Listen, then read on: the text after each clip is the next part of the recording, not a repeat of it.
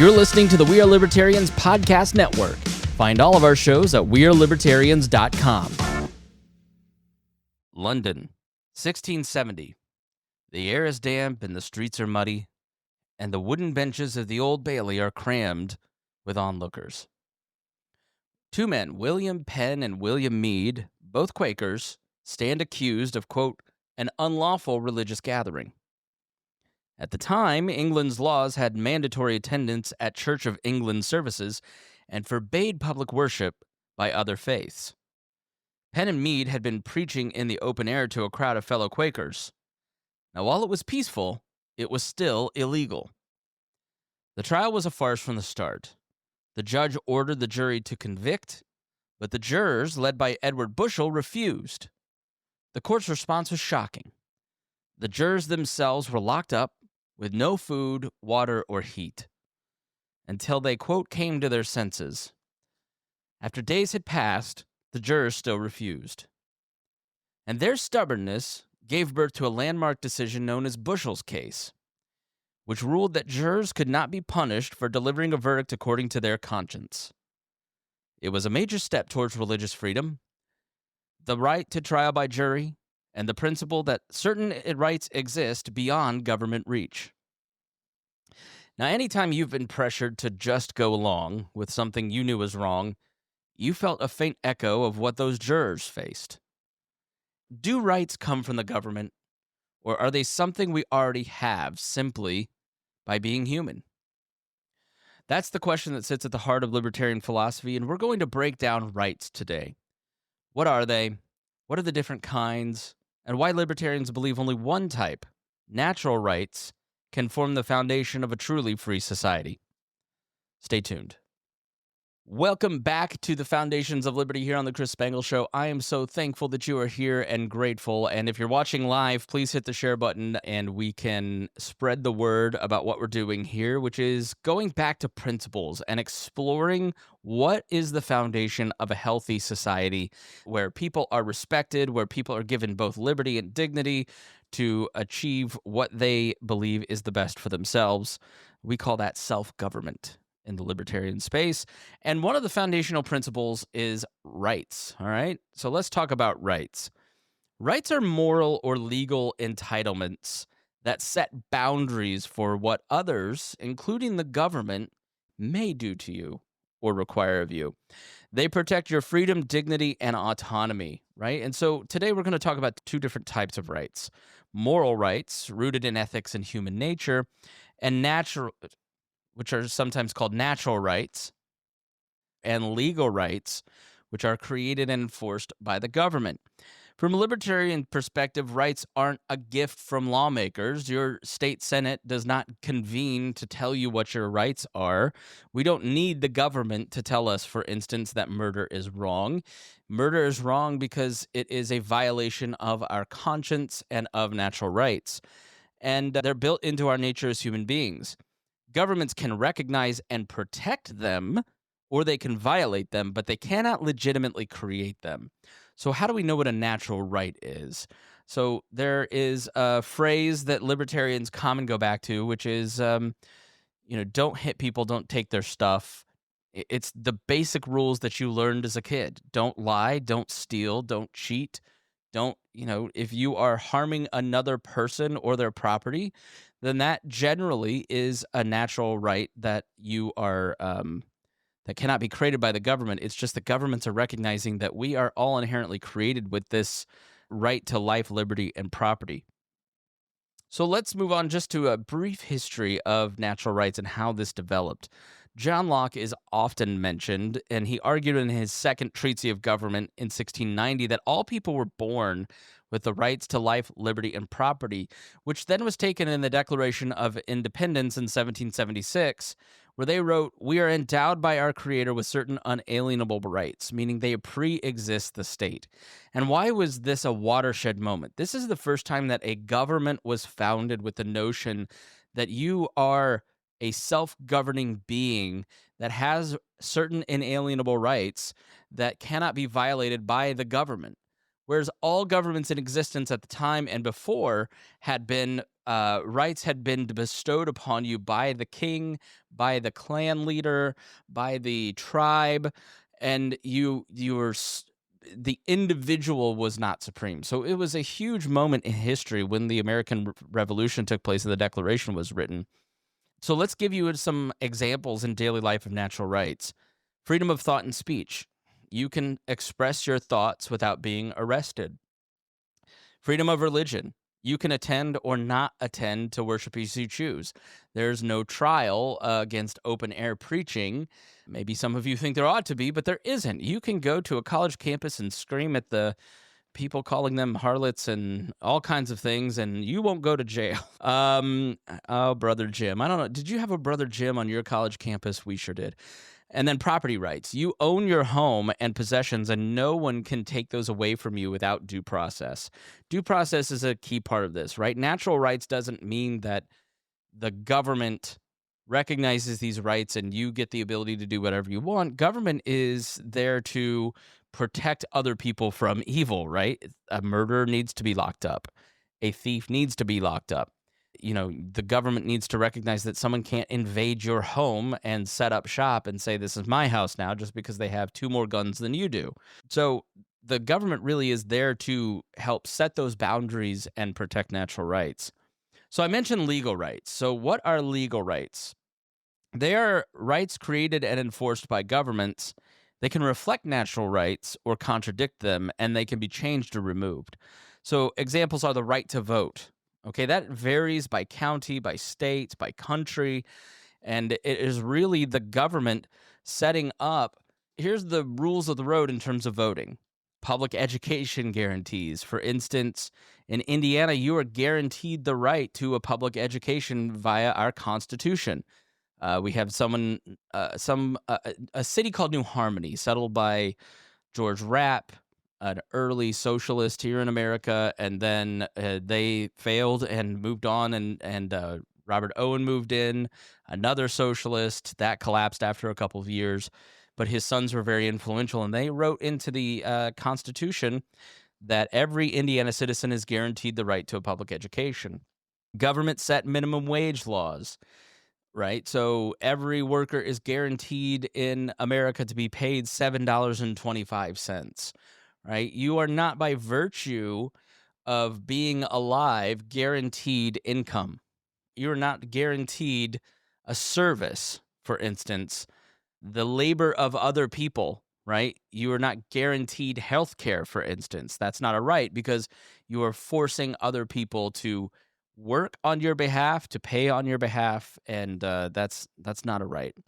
So libertarians generally argue that legal rights, are legitimate only when they serve to protect natural rights, not to replace or restrict them. So a legal right is your right to life, where you will not be murdered by other people. The state will prosecute anyone who terminates that right to life.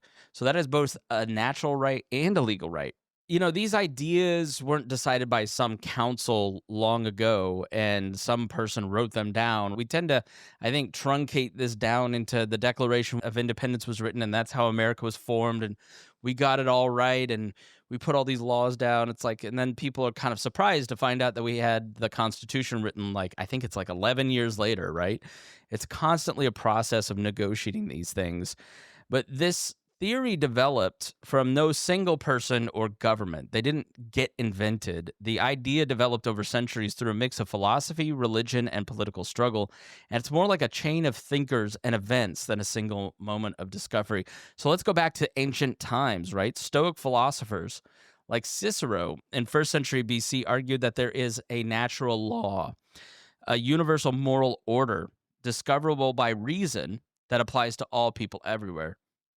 And he wrote that true law is right reason in agreement with nature, suggesting that justice exists independent of government. Let's move on to some religious influences. The Judeo-Christian view that humans are made in the image of God, the Imago Dei, gives each person an inherent worth. And Christian thinkers like Augustine and later Thomas Aquinas argued that rulers are bound by God's higher law, and that laws that contradict it are unjust. Then there are the medieval legal traditions, like the Magna Carta in 1215, where there were political compromises, but they introduced the principle that even kings are not above certain laws. And over time, English courts began treating customs like property ownership and trial by peers and lawful assembly as pre-existing rights that the crown had to respect. Because even though we are awash in talk of authoritarianism and we have these examples from the 20th century of some of the most brutal dictatorships in history, even those people, the most ruthless dictators, still had courts. Even Henry VIII had a court.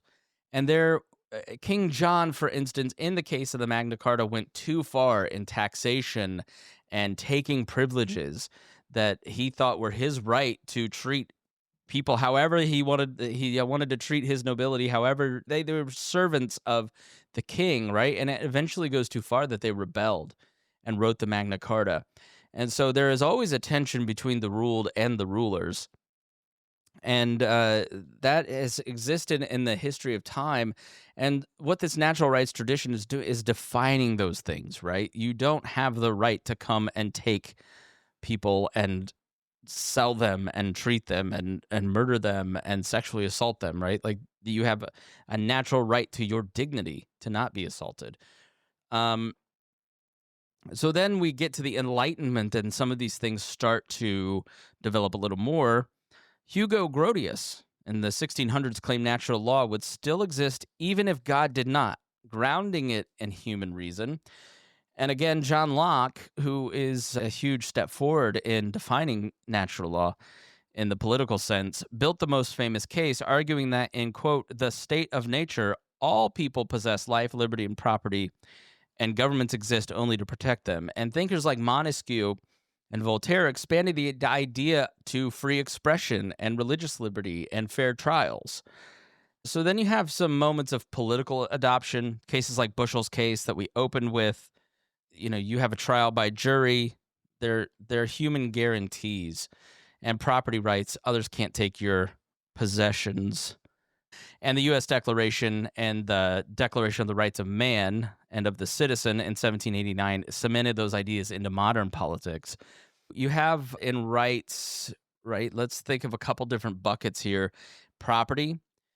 If you own your body and your labor, you own what you produce, right? So that's why property exists. And this is always under attack from, I'm not going to get into the Marxists and call everybody communists, but this is why libertarians affirm property rights so strongly, and some even call it the core of libertarian philosophy, because if you own your body and you own what you do with it via labor, then you own what you produce.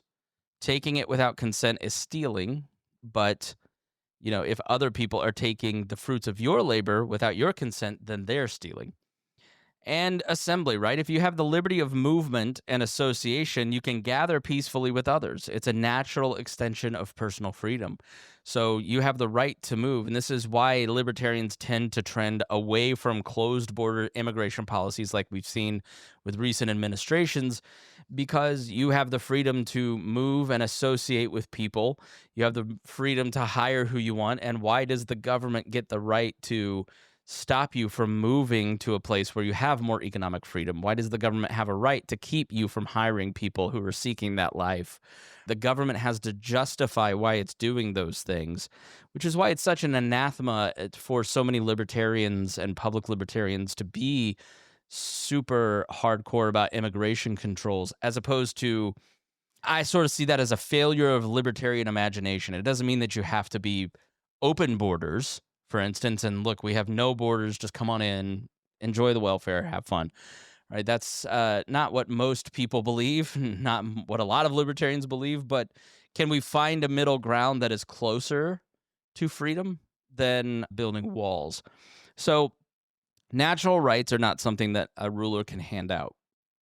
Natural rights are not something that a ruler can hand out. They're part of being a human, discovered through reflection and experience, and often through resistance to oppression. They are defined, like in the civil rights era, the right to vote. If someone is ruling over you, who is the government to say you don't have the ability to come in and make your voice heard, right? So let's move on to positive and negative rights. This is something that was discussed a lot during the Obama era. The libertarian standard is negative rights. So what does that mean? Negative rights require others not to interfere with your life. They don't demand that anyone give you something, only that they leave you free. So some examples are free speech. Others can't silence you. The government can't silence you, all right? You do have freedom of association. You can say whatever you want, but other people may hear what you say and not like it and not want to associate it, including your job. You do not have a right to employment just because you hold extreme beliefs. Religious liberty. Others can't force you to worship in a certain way, right? Again, the freedom of association exists, but in general, we should strive to see others say out loud what they think and worship in ways that they want. And then we can take that information in and decide if they're people that we want to associate with and vice versa. Others can't take your possessions without consent. And these align with the non-aggression principle. No one should initiate force against another person. We don't initiate force against another person to achieve social or political goals. That's the Libertarian pledge. So what are positive rights? It is demands for action. It's requiring often the government to provide goods and services, like a right to health care. The government must fund medical care. The right to education. Government must provide schools. The right to housing. Government must supply shelter. So these are all good things, right? Like, we want people to be healthy. We want people to be educated. We want people to be housed. Like, these are fundamentally good things for every human being, that it not just improves the life of that individual, but it also improves the health of the overall community. So what are libertarian critiques of that? Why would that be a bad thing? Coercion through taxation. Funding positive rights means taking from resources from others, which violates their property rights. A tax is really taking from someone the money that they produced with their labor to give to someone else. And they almost never really have a say in what they're doing, right? As the government grows, then, your ability to democratically change things seems to be shrinking in this country. It often causes an expansion of state control. Whoever provides your necessities controls your life. And this is one that I think gets undercovered, is the erosion of voluntary solutions. So when government monopolizes aid, community-based charity and private innovation start to shrink, right? So why do we need to do this when the government has... So, for instance, I was doing an interview. You can go back to the COVID era and hear this interview with Midwest Food Bank. Or no, it was Gleaners. And in the interview, he's like, look, private charity cannot do what the federal government does in terms of food funding, because it's just a massive amount of money. So once the government got involved in funding food aid, it prints this money, which causes inflation, which is why the power of your dollar is down 50% in 5 years, because they've printed so much money to pay for all of these programs, which means your labor goes less far in purchasing things like a home, food, groceries. And so that's like an example of hitting all three here, right? So you have less healthcare solutions, more expensive healthcare, a cheaper dollar that causes you to spend more on the basic necessities of life, and nobody wins, because housing is more expensive, healthcare is more expensive, education is limited. Because of all of this monopolization, it really starts to dig into the power of the individual to make choices for themselves. So negative rights are like owning your front yard. No one can park there without your consent. And a positive right is a right to parking, which means your neighbor gets to park there and you have to maintain it. And it's an issue of fundamental fairness. So again, I think just to finish up, it's like, we don't, as libertarians, want people to be less healthy, less educated, less housed. We have the same goals. We want the same things. We want more housing. But how do you get there? Less restrictive zoning laws, the less restrictive building codes. Okay, well, so you just want the Wild West of building. No, if you've ever actually built anything, you understand how superfluous and silly so much of these building codes are, and how often you try to build like a shed on your backyard. and the layers of government that you have to ask, and it gets crazy. And so people just kind of go, I'm not going to spend my time on that. I'm not going to do that, or I'll leave this community and go build elsewhere. So there's all of these trade-offs, and trade-offs are such a fundamental mode of analysis when looking at the news. Okay, you can have Obamacare, but there will be trade-offs. You can have socialized healthcare, but there will be trade-offs. You can have socialized education. There will be trade-offs. And so often, especially on the left, people who are arguing for these positive rights, they want to ignore that those trade-offs exist. And anytime someone who believes in natural rights more than positive rights comes along and said, here are the consequences of your decision, they get called heartless, and it's like, and then those bad things happen, and then everybody goes, who could have foreseen that healthcare would be more expensive with less access in 2025? Oh, well, those of us who were watching in 2013 saying this is a bad idea. So why do libertarians prioritize natural rights and negative rights? Limited government power. If rights come from the state can redefine or remove them. Natural rights restrain government authority. Right now, we're in a situation where two teams are fighting for the gun to point at our heads and force their version of morality on us instead of letting us choose.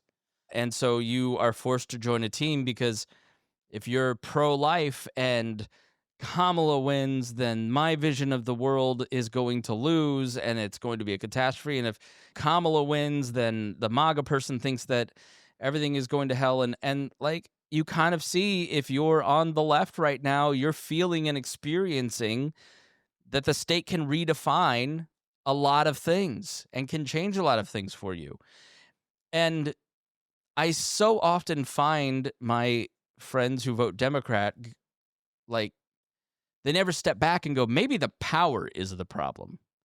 It's not that the wrong team is in charge. It's that the power exists for somebody to have the power to do these things, that they have the power to undermine universities. So how do you check the power of a state, a government? A state is a governmental system that continues on, right? A government is the people in charge at this moment. So the Trump administration, when I'm recording this, is the government, but the United States government is the state, right? So we're fighting over which government to install to impose their worldview on us, instead of going, maybe we shouldn't give the state the power to impose all of these things. Because how do you check the power of the state? Can't remember if I talked about sphere sovereignty yet, but I will. And Abraham Kuyper was this theologian, Dutch theologian at the turn of the century in the late 1800s, who was a pastor, religious leader, prime minister, university creator, really interesting guy. And his concept of sphere sovereignty is that God is sovereign over everything. And then within that big circle, there are little individual circles like the state, the family, universities, and all of these private institutions, nonprofits, right? Business. And they keep each other in check. And no one of these spheres can get too dominant and try to assume the role of God, okay? And if you look at the way that democracy checks the power of the state, it's the power of the university, the power of the media, the power of corporations. It's the legal community and the court system. It is, any number of these individual spheres, which is why you don't want presidents having the power to do a search. In the part of what Doge did is built systems to go and search funding across the federal government. And if they saw the words DEI or whatever, right, then they would just delete that funding, right? It was very broad. But because the government, those institutions like cultural institutions, universities, media companies, corporations had taken the road of accepting money, then they were able to be controlled. And so we have to limit government power because eventually the other team will be in charge. Protecting personal autonomy. Negative rights allow you to chart your own course without being compelled to serve the other's goals. How much force should you be allowed to apply to me to make me enact out your worldview? And vice versa. I'm a Christian. I'm a very conservative person. I have very Christian conservative beliefs. I don't believe that those should be enacted through government because I don't believe I should force you with government to act out my moral code or my worldview. That's controversial to a lot of Christians and right-wing Christians especially. I'm a little bit of a weirdo in that case. But at the same time, it's like, I don't want you to, and that's kind of the reaction that we have, I don't want you to force me to have to recognize your version. We can cooperate voluntarily or not voluntarily associate. We can negotiate that privately on an individual basis. But do you have a right to force me to live the way that you want to live and vice versa? It starts to get very messy and complicated and evil and angry and violent the further that we go down that road. We also avoid dependency if we focus on natural and negative rights. If we expand positive rights, it often leads to dependency on government programs which can be withdrawn or altered at any time. SNAP, Medicaid, Medicare, and there are no institutions or structures within the private, corporate, or civil society structures to help offset immediate cuts. The need doesn't go away. So one reason my wife runs a group for Embrace Grace is that after Dobbs changed the laws around abortion in the United States, she felt compelled to start an organization within our church that helped women through their pregnancy, because the women that go through her program, their need doesn't stop. Their need doesn't change, right? No matter what the government says or does not say about abortion, it doesn't change the fact that there are women in low-income circumstances who are in need of housing, transportation, food, the basic necessities of life, right? And so as the government made a change and there's need there, we stepped into that void. And I think if you look at like Doge, for instance, USAID, SNAP cuts, Medicaid cuts, I do think we have a responsibility to say to people, this goes into effect in 3 to 12 months or 2 years, and you've got to have time for institutions to be built to carry people just as we transition away from some of these things. Robert Nozick in Anarchy, State, and Utopia in 1974 argued that any state beyond the minimal role of protecting people from force, theft, and fraud violates rights by coercively distributing resources. The Night Watchman states. Great book, Anarchy, State, Utopia. You should check it out. So why do rights matter in a free society? You've got to think of it like oxygen. Natural rights are the air around us. They're free, universal, and impossible to truly own or grant. Legal rights are like oxygen tanks, sometimes useful, but whoever controls the valve controls your breath. The jurors in 1670 understood something timeless. Our rights are not favors to be handed out by the powerful. They are part of what it means to be human. A free society depends on remembering that and on defending those rights when they're threatened. The jurors in 1670 understood something timeless, that our rights are not favors to be handed out by the powerful. They are part of what it means to be a human being, and a free society depends on remembering that, on defending those rights when they're threatened. I think we take for granted the rights that we have in the United States. We take for granted that you have the right to speech, you have the right to the freedom of religion, you have the right to assembly, you have the freedom of movement.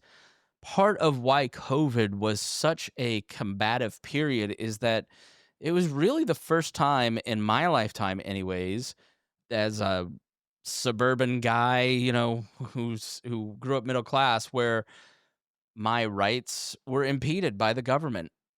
And boy, a lot of people didn't like that, did they? And I think that opens up the discussion to how are our current systems violating or impeding the rights of other people, other nations, being mindful of other forms of government, other systems of government. And people go, I talked with Spike the other day, Spike Cohn, and he's like, libertarians don't do well because we talk about ideas. We don't talk about stories.